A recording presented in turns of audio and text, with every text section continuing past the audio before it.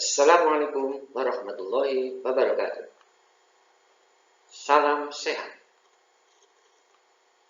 Pada kali ini, saya akan berbagi tentang seputar penyakit meningitis atau penyakit infeksi yang menyerang selaput otak. Seperti kita ketahui sobat, bahwa otak kita bagian luar dilapisi oleh selaput otak. Dan selaput otak sendiri ada 3 lapisan. Bagian paling luar namanya dura mater, bagian tengah arachnoid, sedangkan bagian selaput otak paling dalam dinamakan pia mater. Apa itu meningitis? Meningitis adalah suatu infeksi atau peradangan dari meningin yang disebabkan oleh bakteri, virus, rickettsia, atau protozoa yang dapat terjadi secara akut dan kronis. Secara epidemiologi, bahwa cenderung orang laki-laki lebih sering terkena daripada perempuan, dan angka kejadian akan meningkat pada masa anak-anak. Orang-orang dengan ekonomi yang rendah, lingkungan yang padat, dan kebersihan yang kurang akan memicu terjadinya meningitis yang lebih rentan. Begitu pula dengan waktu musim panas, cenderung kejadian meningitis lebih meningkat. Penyebab meningitis diantaranya disebabkan oleh bakteri. Pada usia 0-4 minggu, jenis bakteri yang sering mengenai bayi adalah Streptococcus agalactiae, Escherichia coli, kemudian monocytogenes. Kemudian pada usia 4-12 minggu, bakteri yang sering terjadi adalah Streptococcus agalactiae, Escherichia coli, Haemophilus influenza, Streptococcus pneumoniae, Neisseria meningitidis. Sedangkan pada usia 3 bulan sampai dengan 18 bulan, bakteri yang sering muncul adalah Neisseria meningitidis, Streptococcus pneumoniae, dan Haemophilus influenza. Pada usia 18-50 tahun, bakteri yang ditemukan yaitu diantaranya Streptococcus pneumoniae, Neisseria meningitidis, dan Haemophilus influenza. Sedangkan pada usia lebih dari 50 tahun, yaitu jenis bakteri Streptococcus pneumoniae, Neisseria meningitidis, kemudian monocytogenesis, aerobic gram negatif bacilli.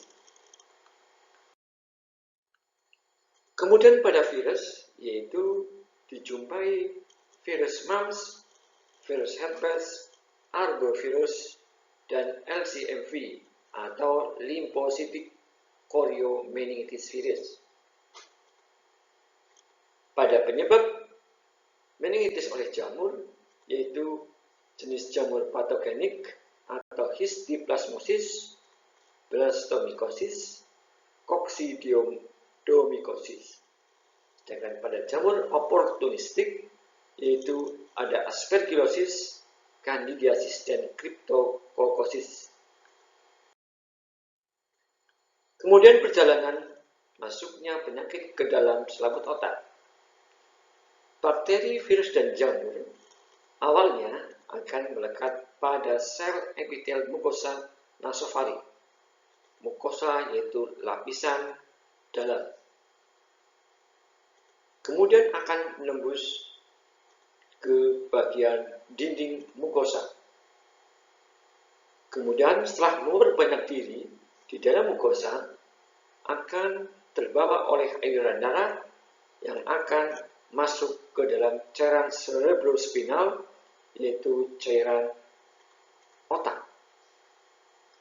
Kemudian di cairan otak bakteri, virus atau jamur akan memperbanyak diri sehingga akan menyebabkan terjadinya peradangan pada selaput otak atau meninge.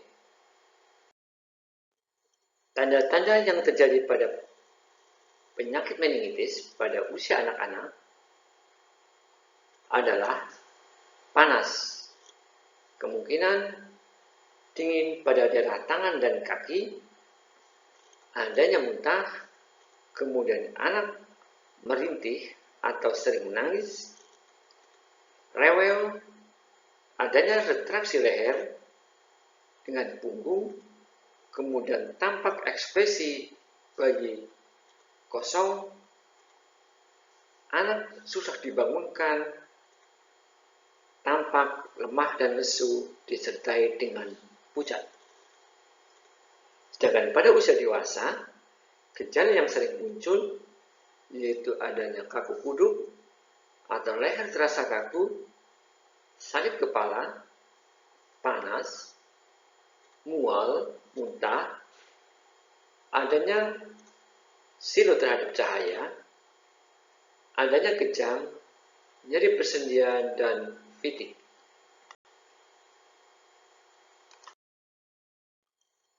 Pada pemeriksaan fisik, pada pasien meningitis akan dijumpai 3 tanda khas. Yang pertama, adanya kaku kuduk atau leher terasa kaku, susah untuk menengok ke sebelah kanan ataupun sebelah kiri. 2, ada tanda kerning, yaitu pasien tidak dapat meluruskan lutut dengan paha tertekuk di pinggul pada sudut 90 derajat. Yang ketiga, tanda khasnya adalah ada tanda Brudzinski 1 dan 2 positif.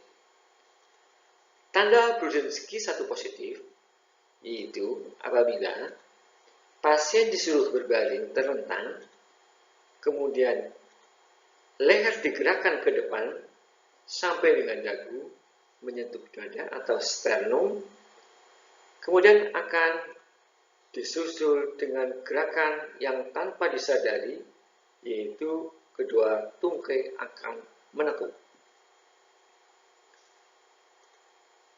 Tanda Brudzinski 2 positif yaitu apabila pasien berbaring terlentang, kemudian tekuk paha pada sendi panggul, akan menyebabkan gerakan menekuk sendi panggul dan lutut di bagian sebelahnya. Pada pemeriksaan penunjang, yaitu dapat dilakukan yang pertama lumbal fungsi, yaitu pengambilan cairan di daerah lumbal. Yang kedua adalah pemeriksaan darah. Yang ketiga adalah pemeriksaan radiologi. Diagnosa banding yaitu yang pertama bisa adanya abses otak, adanya ensefalitis, adanya herpes simplex, adanya herpes simplex ensefalitis, neoplasma, kejang demam, ataupun subarachnoid hemorrhagik.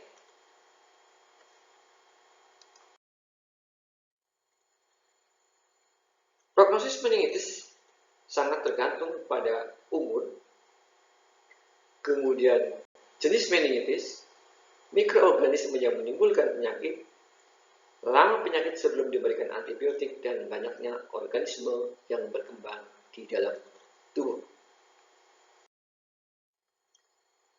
Dampak masalah yang sering terjadi pada kasus meningitis adalah adanya peningkatan tekanan intrakranial yang menyebabkan terjadinya sakit kepala, kemudian adanya hidrosefalus, adanya infark cerebral, adanya abses otak, kejang, pneumonia, shock sepsis, dan defisit intelektual.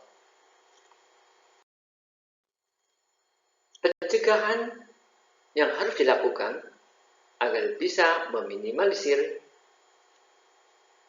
terjadinya meningitis yaitu ada 3. Yang pertama adalah pencegahan primer, yaitu dengan cara hidup sehat, melakukan imunisasi, dan memberikan hunian yang layak.